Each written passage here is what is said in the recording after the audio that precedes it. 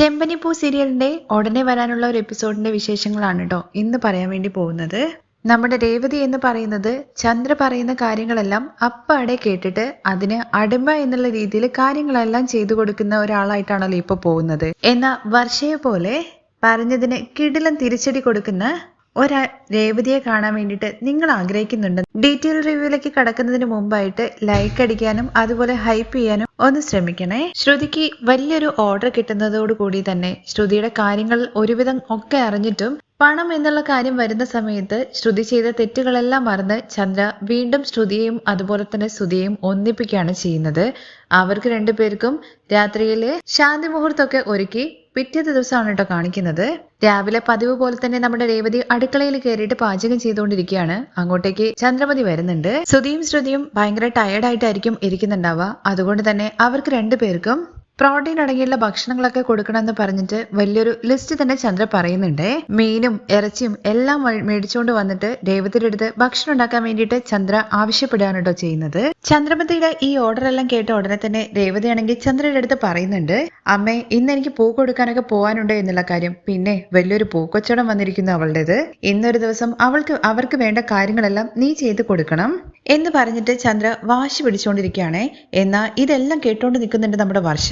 അങ്ങോട്ടേക്ക് കയറി വന്നിട്ട് ആന്റി എന്താ സ്റ്റുപ്പിഡ് പോലെ സംസാരിച്ചുകൊണ്ടിരിക്കുന്നത്? ആന്റി, ഓരോരുത്തർക്കും അവരവരുടെ ജോലി വലുതാണ്. അതുപോലെ തന്നെ രേവതി ചേച്ചിക്കും ചേച്ചിയുടെ ജോലി വലുത് തന്നെയാണ്. അവരവർക്ക് എന്താണോ വേണ്ടതെന്ന് വെച്ച് കഴിഞ്ഞാൽ അത് അവരവരുണ്ടാക്കി കഴിക്കണം. അവർക്ക് എന്തെങ്കിലും സ്പെഷ്യലായിട്ട് വേണമെന്നുണ്ടെങ്കിൽ അവരുടെ കൈ തളർന്നു കിടക്കുമൊന്നുമല്ലല്ലോ. അത് മാത്രമാണ് ആന്റി. ഇത്രയും നാള് ശ്രുതി ചേച്ചി 10 പൈസയ്ക്ക് കൊള്ളില്ലാത്ത ആളാണെന്നുള്ള കാര്യം മനസ്സിലാക്കിയപ്പോ ആന്റി അവരെ കാലെ ചവിട്ടി മെതിച്ചിട്ടുണ്ടായിരുന്നു. എന്നാൽ ഇപ്പോ ശ്രുതി ചേച്ചിക്ക് 40 ലക്ഷം രൂപയുടെ ഓർഡർ കിട്ടിയ സമയത്ത് ഈ ലോകത്ത് അവരെ പോലെ വേറെ മരുമകളില്ലാത്ത രീതിയിലാണല്ലോ ആന്റി അവരെ കൊണ്ടു നടക്കുന്നത്. ഇങ്ങനെ തരമായിട്ട് മാറുന്ന സ്വഭാവം ആന്റിയുടെയാണ്. അതിനനുസരിച്ച് തുള്ളാൻ നിൽക്കുന്നത് ശ്രുതി ചേച്ചിയും. നിങ്ങൾ രണ്ടുപേരും എന്ത് വേണമെങ്കിലും കാണിച്ചോ, പക്ഷെ ഒന്നിനുമില്ലാത്ത രേവതി ചേച്ചിയുടെ നെഞ്ചത്തോട്ട് എന്തിനാണ് രാവിലെ തന്നെ കയറാൻ വേണ്ടി വരുന്നത്? വെറുതെ രേവതി ചേച്ചിയെ ഇങ്ങനെ ടോർച്ചർ ചെയ്തുകൊണ്ടിരിക്കുന്നത് എന്നുള്ള കാര്യങ്ങളെ കുറിച്ചൊക്കെ വർഷ പറയുന്നത് കേൾക്കുമ്പോൾ ചന്ദ്ര തിരിച്ച് വർഷയുടെ അടുത്ത് ചോദിക്കുന്നുണ്ട്, അല്ല വർഷേ, ഞാൻ നിന്റെ അടുത്തല്ലല്ലോ ഇതൊന്നും ചെയ്യാൻ വേണ്ടി പറഞ്ഞത്, രേവതിയുടെ അടുത്തല്ലേ? പിന്നെ നീ എന്തിനാ ഇങ്ങനെ ദേഷ്യപ്പെടുന്നത്? രേവതിയുടെ അടുത്ത് ഞാൻ എന്തെങ്കിലും ചെയ്യാൻ വേണ്ടി പറഞ്ഞിട്ടുണ്ടെന്നുണ്ടെങ്കിൽ അത് അവള് ചെയ്യട്ടെ, അല്ലാതെ നീ ആവശ്യമില്ലാതെ ഈ കാര്യങ്ങളിലൊന്നും വന്ന് ഇടപെടാൻ വേണ്ടി നിൽക്കണ്ട.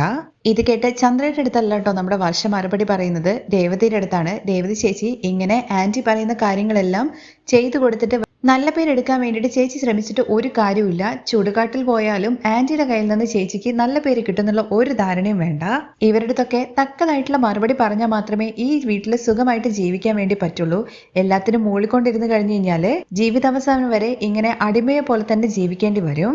ഇത്രയെല്ലാം പറഞ്ഞ് വർഷയ്ക്ക് ദേഷ്യം പിടിച്ചിട്ട് അവിടുന്ന് പോവാണ് കേട്ടോ ചെയ്യുന്നത്. വർഷ പോയി കഴിഞ്ഞ ഉടനെ തന്നെ രേവതി തന്നെ കൊണ്ട് ഇതൊന്നും ചെയ്യാൻ വേണ്ടി പറ്റില്ല എന്നുള്ള കാര്യം പറയാണ്. ഒരിക്കലും ശ്രുതിയുടെ ഹസ്ബൻഡിന് വേണ്ടിയിട്ട് ഒന്നും ഞാൻ ചെയ്തു കൊടുക്കില്ല എന്നുള്ള കാര്യം അമ്മയ്ക്ക് അറിയാവുന്നതല്ലേ. പിന്നെ എന്തിനാണ് എൻ്റെ അടുത്ത് വന്നിട്ട് ഈ കാര്യങ്ങളൊക്കെ പറയുന്നത്?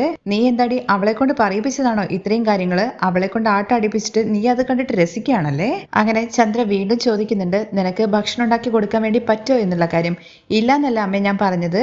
അവർക്ക് എന്തെങ്കിലും വേണമെന്നുണ്ടെങ്കിൽ അമ്മ തന്നെ ഉണ്ടാക്കി കൊടുത്തോളൂ. അമ്മയ്ക്കും അതുപോലെ തന്നെ അച്ഛനും വേണ്ട കാര്യങ്ങളും അതുപോലെ സാധാരണയായിട്ട് ഇവിടെ എന്തൊക്കെയാണോ ഉണ്ടാക്കുന്നത് അതെല്ലാം ഞാൻ ഉണ്ടാക്കി വെച്ചിട്ടുണ്ട്. അത് വേണമെങ്കിൽ എടുത്തിട്ട് കഴിച്ചോളാൻ വേണ്ടിയിട്ട് പറ. എന്നെ കൊണ്ട് ചെയ്യാൻ വേണ്ടി പറ്റുന്ന കാര്യങ്ങൾ ചെയ്തു വെച്ചിട്ട് ഞാൻ എന്റെ ജോലിക്ക് പോകുന്നൊക്കെ രേവതി പറയുന്നത് കേൾക്കുമ്പോഴേക്കും നിന്റെ ഭർത്താവ് നിനക്ക് തരുന്ന ഇടമാണ് നീ ഇങ്ങനെ വളം വെച്ചതുപോലെ നടക്കുന്നത് എന്ന് വർഷ വീണ്ടും അവിടേക്ക് വന്നിട്ട് പറയുന്നുണ്ട്. ഇപ്പൊ ആന്റി രേവതി ചേച്ചി തന്നെ പറഞ്ഞല്ലോ അവരെ കൊണ്ട് ചെയ്യാൻ വേണ്ടി പറ്റില്ല എന്നുള്ള കാര്യം. പിന്നെ എന്തിനാ ആന്റി വീണ്ടും രേവതി ചേച്ചിയുടെ നേർക്ക് തിരിയുന്ന എന്നുള്ള കാര്യം ചോദിക്കുകയാണേ. ആന്റിയുടെ പണി നോക്കി പോവാൻ നോക്ക്. ഇനിയിപ്പോൾ ആന്റിക്ക് അത്ര നിർബന്ധമാണ് ഈ ഭക്ഷണം ഉണ്ടാക്കണം എന്നുള്ള കാര്യം എന്ന് വെച്ച് കഴിഞ്ഞാൽ ഒരു ദിവസം ശ്രുതി ചേച്ചിയുടെ അടുത്ത് ഭക്ഷണം ഉണ്ടാക്കി തരാൻ വേണ്ടി പറ. അമ്മായിമ്മ എന്നുള്ള ബഹുമാനം തന്നിട്ട് രേവതി ചേച്ചി കാര്യങ്ങളെല്ലാം ചെയ്തു തരുന്ന സമയത്ത് ആന്റി ആണെന്നുണ്ടെങ്കിൽ നന്നായിട്ട് കിടന്ന് ആടുന്നുണ്ടല്ലോ. ആന്റി ഒരു കാര്യം മനസ്സിലാക്കുന്നത് നല്ലതാണ്. ആന്റി ഇങ്ങനെ ഭ്രാന്ത് പിടിച്ചതുപോലെ ഓരോരോ കാര്യങ്ങൾ ചെയ്ത് അവസാന കാലത്ത് മരണക്കിടക്കയിൽ കിടക്കുന്ന സമയത്ത് ഒരു പച്ച വെള്ളം തരാൻ പോലും ആരും ഉണ്ടാവില്ല ആന്റിക്ക്. ഇങ്ങനെ മറ്റുള്ളവരുടെ ചവിട്ടി തേക്കുന്ന രീതിയിലുള്ള ആന്റിയുടെ പ്രവർത്തനമൊന്നും ദൈവം ഒരിക്കലും കണ്ടില്ലെന്ന് നടിക്കില്ല. പിന്നെ ഒരു കാര്യം കൂടി ആന്റി മനസ്സിലാക്കൂ, ആന്റിയുടെ ആട്ടം കാണുന്ന സമയത്ത് ഈ ലോകത്ത് ആന്റിയേക്കാൾ വലിയ പണക്കാർ മറ്റാരും ഇല്ല എന്നുള്ള മട്ടിലാണല്ലോ ആന്റിയുടെ നടപ്പ്. അങ്ങനെ ഇവർ തമ്മിലുള്ള സംഭാഷണങ്ങളെല്ലാം ശ്രുതിയാണെന്നുണ്ടെങ്കിൽ മാറി നിന്ന് കേൾക്കുന്നുണ്ടായിരുന്നു. ഇടയിൽ കയറി കഴിഞ്ഞ് കഴിഞ്ഞാൽ ശ്രുതിക്ക് പണി കിട്ടുമെന്ന് വിചാരിച്ചിട്ടാണ് മാറി നിന്നത്. പക്ഷേ ഇങ്ങനെ ശ്രുതിയുടെ പേരും പറഞ്ഞിട്ട് ഇവരുടെ അടി നീണ്ടു പോകരുതെന്ന് കരുതിയിട്ട് ശ്രുതിയാണെങ്കിൽ വന്നിട്ട് പറയുന്നുണ്ട്, ആൻറ്റി എനിക്ക് വേണ്ടിയിട്ട് ആരും ഒന്നും ഉണ്ടാക്കി തരണ്ട, വേണ്ട കാര്യങ്ങളൊക്കെ ഞാൻ തന്നെ ചെയ്തോളാം എന്നുള്ള കാര്യം പറയുമ്പോൾ അതെന്താ ശ്രുതി ചേച്ചി, ചേച്ചിക്ക് നേരത്തെ വന്ന് പറഞ്ഞുണ്ടായിരുന്നോ? ഇവിടെയുള്ള കാര്യങ്ങളെല്ലാം കണ്ടിട്ട് അവിടെ നിന്ന് രസിക്കായിരുന്നോ ചേച്ചി? ഇനി എന്തായാലും ചേച്ചി അവർ തന്നെ പറഞ്ഞല്ലോ അവർക്ക് വേണ്ടത് അവരുണ്ടാക്കിക്കോളൂ എന്ന്. ചേച്ചി ഇങ്ങ് വാ എന്ന് പറഞ്ഞിട്ട് രേവതിയും കൂട്ടിയിട്ട് വർഷം അങ്ങ് പോവുകയാണേ. ഇതെല്ലാം നമ്മുടെ സച്ചിയാണെന്നുണ്ടെങ്കിൽ അവിടെ നിന്ന് കാണുന്നുണ്ടായിരുന്നു. ഈ സംസാരം എല്ലാം കഴിഞ്ഞിട്ട് പുറത്തേക്ക് വരുവാണല്ലോ നമ്മുടെ വർഷയും അതുപോലെ തന്നെ രേവതിയും. അവരെ കണ്ടിട്ട് കൈ തട്ടുവാണ് കേട്ടോ നമ്മുടെ സച്ചി ചെയ്യുന്നത്. വർഷേ, നീ പറഞ്ഞില്ലേ അതെല്ലാം കറക്റ്റ് പോയിന്റ് തന്നെയാണ്. എൻ്റെ ഒരു ഭാര്യ ഉണ്ടല്ലോ, അവളാണെന്നുണ്ടെങ്കിൽ വെള്ളം കൊടുത്താലും മേടിക്കും, കല്ല് കൊടുത്താലും മേടിക്കും. ഇപ്പോഴത്തെ കാലത്ത് ആൾക്കാരൊക്കെ ഇങ്ങനെയുണ്ടോ എന്നുള്ള കാര്യം എനിക്കറിയില്ല. അവളുടെ അടുത്ത് ഞാൻ 1000 തവണ പറഞ്ഞതാണ്, പക്ഷെ അവൾ അതൊന്നും കേൾക്കാൻ വേണ്ടി തയ്യാറല്ല. അവള് മുതിർന്നവർക്ക് മര്യാദ കൊടുക്കുന്നതാണ്. ആദ്യം മുതിർന്നവർ നമുക്ക് മര്യാദ തരണം, എങ്കിൽ മാത്രമേ നമ്മൾ അത് തിരിച്ചു കൊടുക്കേണ്ടതുള്ളൂ. അവളെ താഴെ ഇട്ടിട്ട് ചവിട്ടി തേച്ച് കഴിഞ്ഞു കഴിഞ്ഞാലും മുതിർന്നവരാണെന്നുള്ള ബഹുമാനത്തിൽ അവൾ ഒന്നും ചെയ്യില്ല. എന്നാ അങ്ങനത്തെ ആൾക്കാരെ തൂക്കിയെടുത്ത് എറിഞ്ഞിട്ട് വരണം മുന്നോട്ട്. രേവതി, നീ എന്ത് കാര്യം ചെയ്തു കഴിഞ്ഞു കഴിഞ്ഞാലും അത് ശരിയായിരിക്കും എന്നുള്ള വിശ്വാസം എനിക്കുണ്ട്. അതുകൊണ്ട് തന്നെ നിന്റെ മനസ്സിൽ ഇനി എന്താണ് തോന്നുന്നത് ആ കാര്യം നീ പ്രവർത്തിച്ചോ. ഇനിയും നീ മനസ്സിൽ കാര്യങ്ങൾ ഒതുക്കി വീണ്ടും ഒതുങ്ങിക്കൂടാൻ വേണ്ടി ശ്രമിച്ചു കഴിഞ്ഞു കഴിഞ്ഞാൽ നിനക്ക് ഒരിക്കലും മുൻനിരയിലേക്ക് വരാൻ വേണ്ടി കഴിയില്ല. എൻ്റെ അച്ഛനോടാണെങ്കിലും അതുപോലെ തന്നെ എൻ്റെ അമ്മയോടാണെന്നുണ്ടെങ്കിലും നിനക്ക് ശരിയെന്ന് തോന്നുന്ന കാര്യങ്ങൾ ശരിയെന്ന് പറയണം. തെറ്റ് എന്നുള്ള കാര്യമാണെന്നുണ്ടെങ്കിൽ അത് മുഖത്തടിച്ചതുപോലെ പറയുകയും ചെയ്യണം. അങ്ങനെ നീ ചെയ്യുന്ന കാര്യങ്ങൾക്ക് എപ്പോഴും ഞാൻ നിന്റെ കൂടെ സപ്പോർട്ടായിട്ട് ഇരിക്കും എന്നുള്ള കാര്യം കൂടി പറയണേ. ഇതെല്ലാം കേട്ട ശ്രുതിയാണെന്നുണ്ടെങ്കിൽ ആകെ ഭ്രാന്ത് പിടിച്ചതുപോലെ റൂമിലേക്ക് കയറി പോകുന്നുണ്ട്. എന്നിട്ട് സുധിയുടെ അടുത്ത് പറയാണ് കേട്ടോ ചെയ്യുന്നത്. സുധി, നീ ഒന്ന് പുറത്ത് ചെന്നിട്ട് നിന്റെ അനിയൻ സച്ചി ഉണ്ടല്ലോ, അവൻ അവന്റെ ഭാര്യയെ സപ്പോർട്ട് ചെയ്യുന്ന രീതിയിലുള്ള സംസാരം ഉണ്ടല്ലോ, അതൊന്ന് കേട്ടു നോക്ക്. എപ്പോഴെങ്കിലും സുധി എന്നെ ഒന്ന് സപ്പോർട്ട് ചെയ്ത് സംസാരിച്ചിട്ടുണ്ടോ? എന്തിനേറെ പറയുന്നു, ഇത്രയും നാള് നിന്റെ അമ്മ ഞാൻ പറഞ്ഞ കള്ളങ്ങളെല്ലാം അറിഞ്ഞിട്ട് എന്നെ ഇവിടെ ചവിട്ടി അരക്കായിരുന്നു നിലത്തിട്ടിട്ട്. ആ സമയത്ത് വാക്കുകൊണ്ടെങ്കിലും അതിന് ഒരു നോട്ടം കൊണ്ടെങ്കിലും നിന്റെ അമ്മയെ നീ എതിർത്തിട്ട് നോക്കിയിട്ടുണ്ടോ? ഇപ്പോ എനിക്ക് പണം വരാൻ വേണ്ടി പോകുന്നുണ്ട് എന്നുള്ള കാര്യം മനസ്സിലാക്കിയപ്പോ വീണ്ടും നിന്റെ അമ്മ എന്നോട് സ്നേഹം കാണിക്കാൻ വേണ്ടി തുടങ്ങി. വീണ്ടും എൻ്റെ ഭാഗത്തുനിന്ന് എന്തെങ്കിലും ഒരു ചെറിയ ഫോൾട്ട് വന്നു കഴിഞ്ഞു കഴിഞ്ഞാൽ ഉടനെ തന്നെ ആൻറ്റി വീണ്ടും പഴയ രൂപത്തിലേക്ക് മാറും. ഇതെല്ലാം കണ്ടിട്ട് നീ നോക്കി നിൽക്കുക എന്നല്ലാതെ മറ്റെന്തെങ്കിലും നിന്നെ കൊണ്ട് ചെയ്യാൻ വേണ്ടി പറ്റുമോ എന്നൊക്കെ ചോദിച്ചിട്ട് സുധിക്ക് നേരെ ചെല്ലുവാണ് കേട്ടോ ചെയ്യുന്നത്. സുധിയെ പോലെ ഒരുത്തിനെ കെട്ടിയത് എൻ്റെ തലവിധിയാണെന്നൊക്കെ പറഞ്ഞിട്ട് ഭയങ്കരമായിട്ട് താഴ്ത്തി കെട്ടിയിട്ട് സുധിയുടെ അടുത്ത് സംസാരിക്കുന്നുണ്ട് ശ്രുതി. അത് കഴിഞ്ഞ് വർഷയും അതുപോലെ തന്നെ രേവതിയുമായിട്ട് സംസാരിക്കുന്നുണ്ട്. ശ്രുതി പറഞ്ഞ കള്ളങ്ങളെല്ലാം അറിഞ്ഞിട്ടും ചന്ദ്രമതി വീണ്ടും ശ്രുതിയുടെ കയ്യിലേക്ക് പണം വരുന്നു എന്നുള്ള കാര്യം മനസ്സിലാക്കിയിട്ട് വീണ്ടും ശ്രുതിയുമായിട്ട് അടുക്കുകയാണല്ലോ ചെയ്യുന്നത്. അതുകൊണ്ട് തന്നെ വർഷയുടെയും അതുപോലെ തന്നെ രേവതിയുടെ കൈ വിട്ടിട്ട് ചന്ദ്രമതി ഇനി പുറത്തു പോകാൻ വേണ്ടി പാടില്ല എന്നുള്ളൊരു രീതിയിലാണ് കേട്ടോ ഇവർ രണ്ടുപേരും സംസാരിക്കുന്നത്. എങ്ങനെയെങ്കിലും ചന്ദ്രയെ തങ്ങളുടെ കൈക്കുമ്പിളിലാക്കുക എന്നുള്ള കാര്യത്തെക്കുറിച്ചാണ് വർഷ രേവതിയുടെ അടുത്ത് പറയുന്നത്. രേവതിയെ കൊണ്ട് ഇക്കാര്യങ്ങളെല്ലാം ചെയ്യിപ്പിക്കുന്ന കാര്യങ്ങളെ കുറിച്ച് വർഷ ചോദിക്കുന്ന സമയത്ത് പണ്ട് ചന്ദ്രമതിയും ഒരുപാട് കഷ്ടപ്പെട്ടിട്ടുണ്ടാവും എന്നുള്ള കാര്യമാണ് രേവതി പറയുന്നത്. എന്നാ അച്ഛമ്മയുടെ കൂടെ ഒരുപാട് നാൾ നിൽക്കാത്തത് കൊണ്ട് തന്നെ ചന്ദ്രമതി ഇവിടെ 3 കുഞ്ഞുങ്ങളെയും പ്രസവിച്ച് വലിയ റാണിയെ പോലെ തന്നെയാണ് വാണത്. അല്ലാതെ ഒരു കഷ്ടതയോ ഒന്നും അനുഭവിച്ചിട്ടില്ല. പിന്നെ അവർക്കൊരു പെൺകുട്ടി ഇല്ലാത്തത് കൊണ്ട് തന്നെ എങ്ങനെയാണ് മറ്റു വീട്ടിൽ ചെന്ന് കഴിഞ്ഞു കഴിഞ്ഞാൽ ഒരു പെൺകുട്ടി അനുഭവിക്കേണ്ട കാര്യങ്ങളെ കുറിച്ചിട്ടൊന്നും അവർ ചിന്തിക്കുന്നുമില്ലല്ലോ. അതിനെ കുറിച്ചൊക്കെ വർഷ പറയുന്നുണ്ട്. ഇത്രയൊക്കെ വർഷ പറയുന്നുണ്ടെങ്കിലും രേവതിയാണെന്നുണ്ടെങ്കിൽ ഒരിക്കലും വർഷയെ എനിക്ക് നീ പറയുന്ന രീതിയിലൊന്നും അമ്മയെ തന്റെ കൈക്കലാക്കാൻ വേണ്ടി പറ്റില്ല എന്നുള്ള കാര്യമാണ് പറയുന്നത്.